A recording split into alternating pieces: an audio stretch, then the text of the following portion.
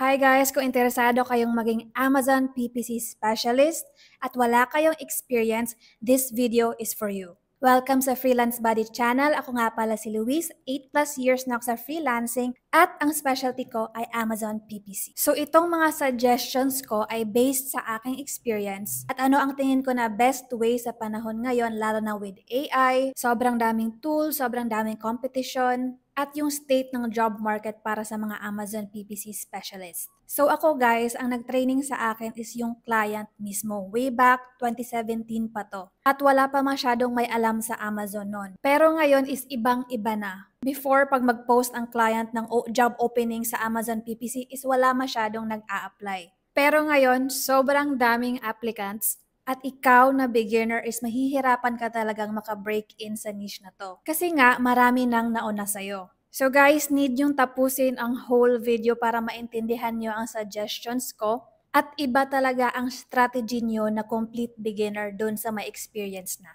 Hindi nyo sila malalamangan sa aspect na yon. So step 1 tayo guys is learn the foundations. So pwede mong ma-learn ang foundation ng Amazon PPC is free lang. So i-take mo lang ang free course ng Amazon mismo. Meron silang sponsored ads course. Actually marami silang course pero ito yung recommended ko para sa inyo as a beginner para ma-master yung foundation. Hindi nyo kailangan maintindihan lahat-lahat. So, wag kayong ma-overwhelm. Ang pakay nyo dito is ang foundation at certificate kasi meron to silang certificate na ibibigay. Marami pang course ang Amazon mismo. Actually, pwede nyo silang i-take pero wag muna kasi ayaw ko kayong ma-overwhelm at marami pa tayong steps na gagawin. So, check nyo lang sa description below yung link. So, step 2 tayo guys. Kailangan yung makapasa sa algorithm at saka initial screening ng client or recruiter. As a beginner, kailangan na maging familiar kayo sa mga Amazon-related tools. Bakit? Isa ito sa titingnan, super important, sa pool of applicants. If wala ka nito, automatic rejected ka na. Remember, diba gusto kong ma-hire kayo? So dito pa lang, if hindi kayo marunong sa at least isang popular tool or yung tool talaga na ginagamit ng mga Amazon sellers is, again, automatic rejected na kayo. At isa pa, titingnan din to ng algorithm. So if nasa Upwork, online jobs, or sa mga applicant tracking system, is wala yung word sa application nyo, yung for example, Helium 10, Jekyll Scout, Data Dive. So if wala yung word na yon, automatic na rejected na yung applicant. Also, sa interview process, sure ako, tatanungin ka about sa tools.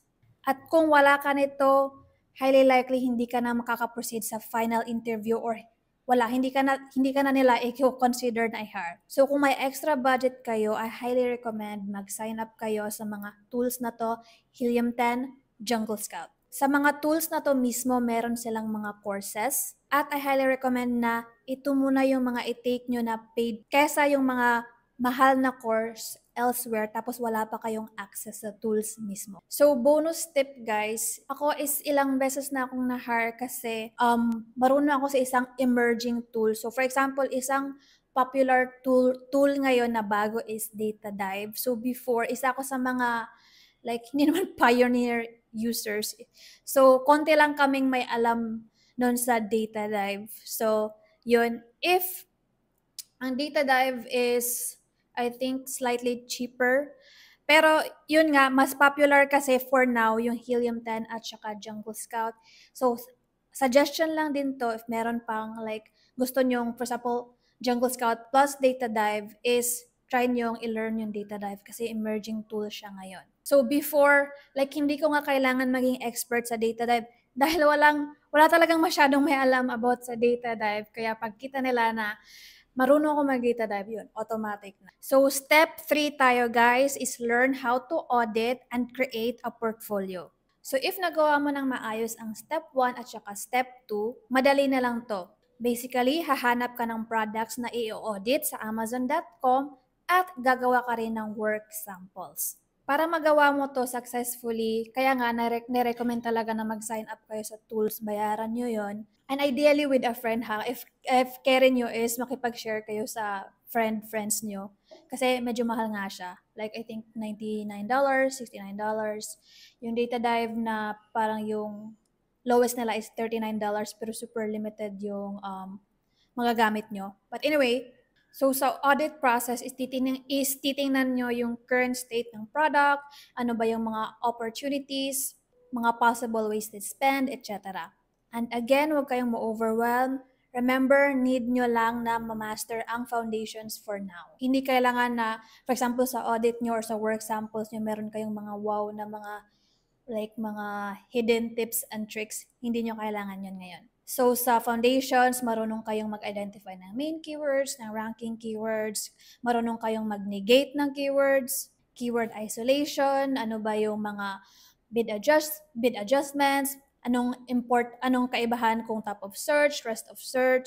And sa portfolio nga pala guys, 'di ba merong mga free portfolio sa Canva. Hindi naman kailangan na written lahat. Pwede actually mag-record kayo ng video.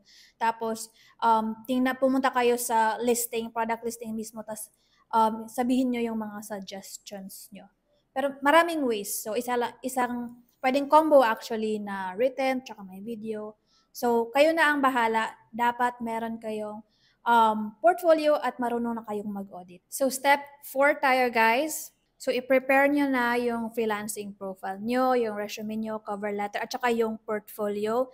So, naka-attach na to sa mga freelancing profiles nyo. And dapat ma-recognize na kayo ng algorithm na isa kayong Amazon PPC specialist. So, yung keyword sa profile nyo, yung tags, yung category is pang Amazon PPC specialist na talaga. If naintindihan nyo talaga ang concepts, is hindi na kayo mahihirapan dito. If hindi nyo pa kayang i-optimize yung mga profile nyo, is possible hindi nyo pa naintindihan. So, balik lang kayo, mag-aral lang kayo ulit. At hindi naman kailangan talaga na super optimized for now. So, hinahinay lang kayo na i-optimize yung mga profile nyo. Again, wag mag-overthink kasi meron kayong specific positioning as a beginner, foundations, tapos tool mastery. So, step 5 guys, apply strategically. Kailangan nyo yung mga previous steps para strategic na kayo sa pag-a-apply nyo. I highly suggest tuwing nag-a-apply kayo, mag-include kayo nito.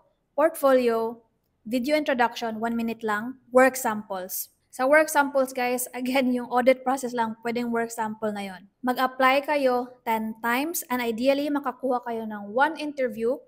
And ang goal is 4 interviews. So 40 na high quality applications, 4 interviews, 1 offer. If sa 10 applications is wala kayong response, ibang issue yan. So watch na lang kayo sa other videos ko paano ba i-solidify yung foundation ng profile nyo, paano ba magsulat ng cover letter, resume, etc. So mag-aim kayo na ma-hit ang stats na to kasi hindi pwede, for example, nag-apply lang kayo ng 5 beses, sasabihin nyo hindi na siya nag-work.